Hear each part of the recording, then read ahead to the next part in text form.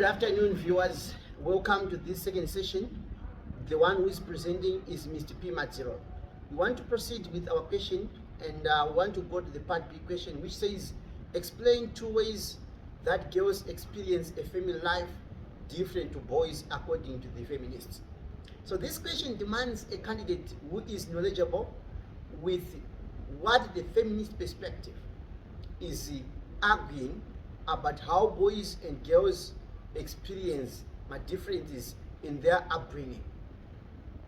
So, as we are looking on this question, it demands more enlightenment on the differences or what makes differences on the upbringing of girls and boys in the family life.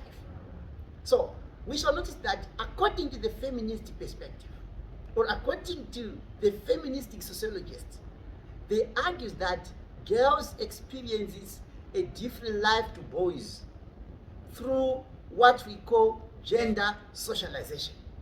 What is gender socialization?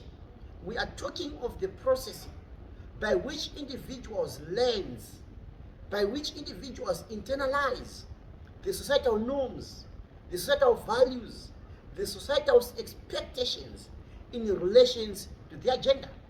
So the way girls learn, the way girls internalize these norms, these values, is different from that of boys. Right, we want to follow a study which was done by one of the great sociologists who was known as Oakley. Oakley's study of gender socialization found that parents have got a tendency of encouraging girls to adopt stereotypical feminine traits. For example, girls are being nurtured to grow up in an environment where they can be passive. So passiveness is being instilled in girls, according to Oakley. They are also being taught to be nurturing. Why? Because they are women. So these are the attributes which are being instilled in girls through the process of socialization, so as to meet their gender position. While it's on the side of boys, the same parents, they teach boys to be independent. They teach boys to be assertive. These are the things which are being instilled in women and in boys, and it makes them being different. Right? Similarly, there is another person who was known as Sufine. Sufine managed to carry up a research, and in his research he discovered that girls were often given toys and clothes that reinforces their gender expectation. For example, they were given mados, they were given dresses, which makes them to feel that they're girls. While the boys were given toys that were associated with aggressiveness, that were associated with actions. For example, they were given guns, they were given action figures. Why? Because they have to act like that. So as these children grow up, they end up act according to what was instilled in them in the process of growing up. So this is the stance. This is what we have.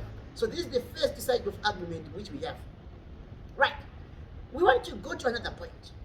We shall as well notice that the feminist sociologists, they also argue that girls experience what we call stricter control measures through their upbringing.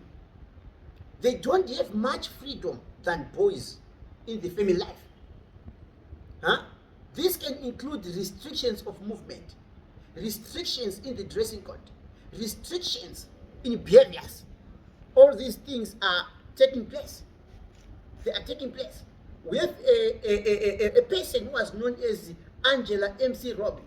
He carried a study of what you call the bedroom culture, and he found that teenager girls are being given curfews. They are being restricted than boys. Parents are imposing rules, regulations, which governs the dating of girls, their way of socialization, their way of interacting with others in the society. So this can lead to what we call cultural of conformity among girls. Huh? There is less exposure to girls. They are less independent. Why? Because they are still governed by parents. However, on the side of boys, there is flexibility. There is flexibility.